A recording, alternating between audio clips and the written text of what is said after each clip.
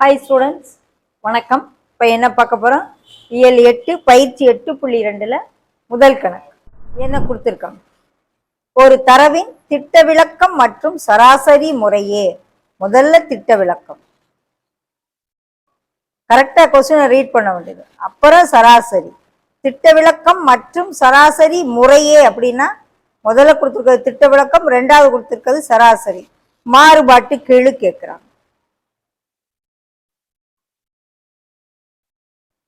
Formula எழுத வேண்டியது sigma pi X bar into 100%. இது சிக்மா, இது எக்ஸ் பார், அப்படிதானே? திட்ட விளக்கத்தை சிக்மாம்போம், சராசரியை எக்ஸ் பாரும்போம். 100ஆல பெருக்குனா ஒரு ஸ்தானம் தள்ளி புள்ளி வச்சா போயிடும்.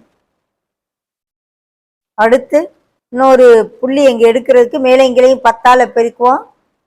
கீழே 10ஆல பெருக்கையில் ஒரு ஸ்தானம் தள்ளி புள்ளி வைக்கல போயிடும். இப்போ கட் பண்ணுவோம். எப்பவுமே மாறுபாட்டு கெழு சதவீதத்தில் இருக்கணும்.